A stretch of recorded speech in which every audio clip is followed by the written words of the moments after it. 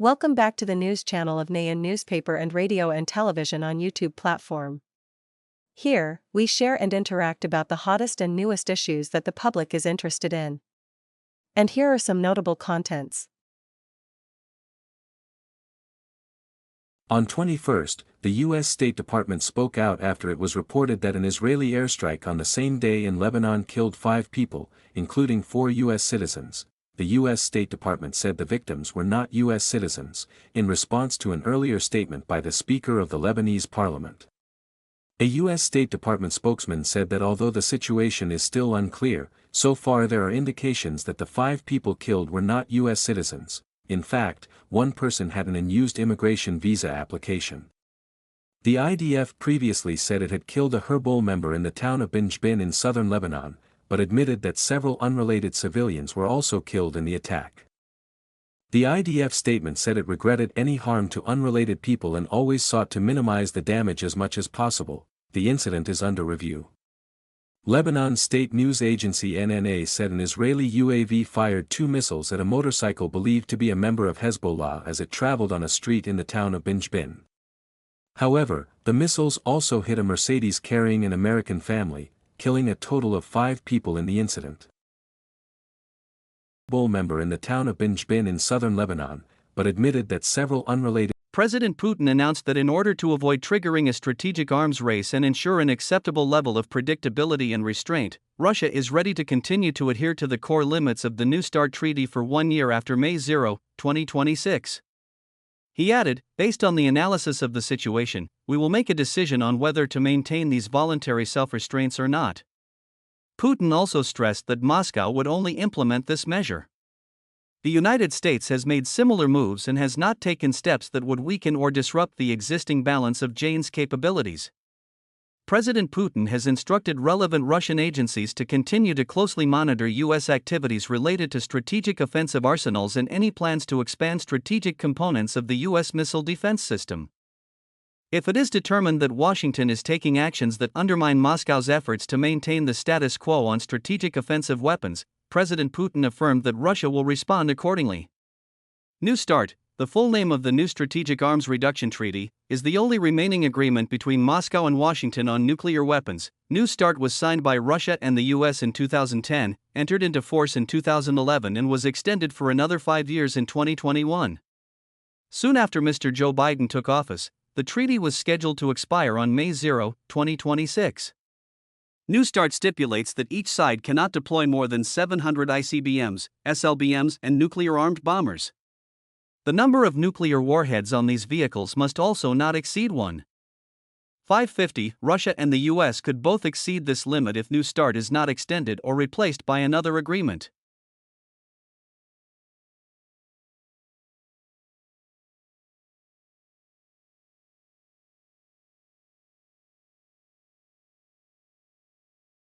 On 22nd, Tintas reported that Russia's new generation nuclear submarine Archangel of the 885M JASM project had successfully test-fired an ONIC cruise missile during exercises in the Barents Sea. The move is considered part of the process of improving the combat readiness of the Russian Navy. According to Tintas, the Northern Fleet said the Archangel submarine simulated an attack on a hypothetical enemy surface ship at a distance of about 200 kilometers from the underwater launch site. The ONIC missile was launched under simulated combat conditions and hit the target. The Northern Fleet confirmed that the entire exercise area had been temporarily blocked off from civilian vessels and flights were restricted to ensure safety. The control of the exercise area was carried out by the Kola Fleet's Integrated Brigade. Admiral Konstantin Kapansop, commander of the Northern Fleet, praised the Iranian crew for their professionalism and level of training at sea. He stressed that this exercise demonstrates the combat capabilities and proficiency in operating strategic weapons of the Russian Navy. Archangel is a Genmer M-class nuclear attack submarine built at the Zmaz plant in 2015, launched in November 2023 and officially put into operation in December 2024. This is considered one of Russia's most modern submarines equipped with a diverse weapon system including ONIC and Kalib-PL administrative missiles, allowing it to carry out strategic attack and deterrence missions at sea. He stressed that this exercise demonstrates the combat capabilities and proficiency in operating strategic weapons of the Russian Navy. Aganjan is a Genmer M-class nuclear attack submarine built at the Zmaz plant in 2015, launched in November 2023 and officially put into operation in December 2024. This is considered one of Russia's most modern submarines equipped with a diverse weapon system including ONIC and Kalib-PL administrative missiles, allowing it to carry out strategic attack and deterrence missions at sea. According to military experts, Russia's organization of missile launch exercises from nuclear submarines not only helps improve combat coordination but also demonstrates the ability to quickly deploy strategic weapons. The ONIC missile used in the exercise has a range of hundreds of kilometers and is considered an effective weapon in attacking large warship targets. The introduction of the Aganjan into the Russian Navy is considered an important step in the strategy of modernizing the submarine force. The JOM class is designed with improved stealth capabilities, modern sensor systems, and the ability to deploy diverse weapons, playing a key role in maintaining the balance of naval power in the Arctic as well as the Atlantic region. International analysts say that the above exercises reflect Moscow's efforts to assert its military capabilities and consolidate its position in strategic sea areas.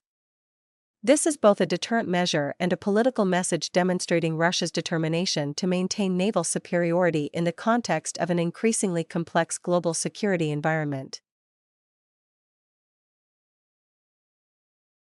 According to the Defend Express media and consulting company, after months of stubborn resistance, Ukraine is considering a unique air defense strategy, which is to revive a classic weapon from the Cold War era to counter Russian drones. Specifically, the Ukrainian corporation and the German KNDS group have entered into negotiations on the possibility of resuming production of self-propelled anti-aircraft artillery systems. This move has attracted much attention because the Kappa, a weapon that was once a symbol of the West German Army, has been discontinued since the mid-1980s. Kappa was developed in the 1960s by K-Mave Tsuman, now part of KNDS Dysland, and entered service in the 1970s as NATO's main gun-based air defense system. Built on the chassis of the Leopard 1 main battle tank, the Gepard offers a combination of mobility, armor protection, and automatic fire control. Designed during the Cold War to counter Soviet aircraft, the Gepard remained in NATO service for decades before being decommissioned, creating the reserve currently used by Ukraine. According to military news site Amerigianison.com, KNDS has made upgrade proposals based on Ukrainian battlefield experience, including modernized radar systems and improved tracking technology to maintain the Gepard's relevance against evolving threats. In Ukraine, the GEP has been successfully deployed to protect urban centers and energy infrastructure, as well as mobile defense for frontline forces.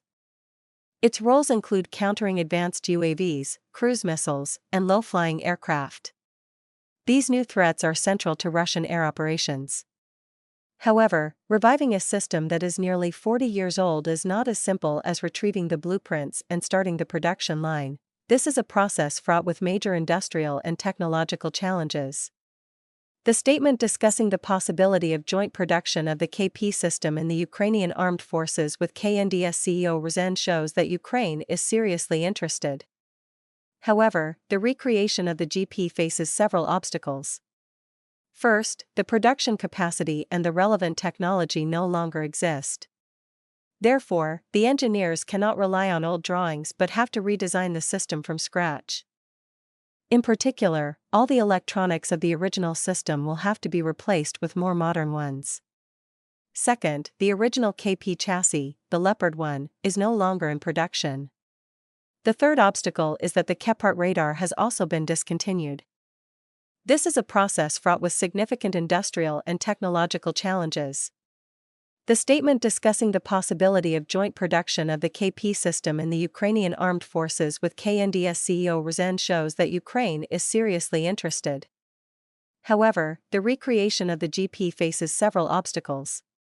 Firstly, the production capacity and the relevant technology no longer exist. Therefore, engineers cannot rely only on old drawings but will have to redesign the system from scratch. In particular, all the electronics of the original system will have to be replaced with more modern ones. Secondly, the original KP chassis, the Leopard 1, is no longer in production. The third obstacle is that the Gepard radar has also been discontinued.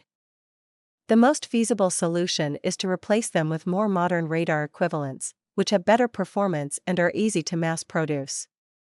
So, if production were to resume, the end product would be a fundamentally new system that bears very little in common with the original KP in terms of technology and perhaps even appearance. The next question that arises is why Ukraine would choose to restore such a complex and time-consuming system instead of ordering the latest weapons such as the Skier Ranger system? Especially when mass production of the Skier Ranger has already been launched and the Rheinmetall Corporation, the manufacturer, even claims to be able to produce 200 systems per year. Moreover, a contract worth hundreds of millions of US dollars has been promised for these vehicles. The reason may lie in economics. A GP shell costs only about $300 US to take out a drone, which typically requires 20 to 30 shells, with a total cost of about $6,000 US to $9,000 US. Meanwhile, with a more modern system like Skyranger, the number of rounds needed to take down a target would be significantly less. A similar system like Skynex would only need about 10 rounds to destroy a target. However, the cost per round of Skyranger could be much higher than GP. The trade-off between cost per round and combat effectiveness presents a complex strategic choice. In a war where aerial targets such as drones are becoming more common, having a system with low operating costs could be a major advantage that allows Ukraine to maintain a persistent defense capability without putting too much pressure on the defense budget. Ukraine's decision to revive the coup is not just a simple action but also an important strategic choice.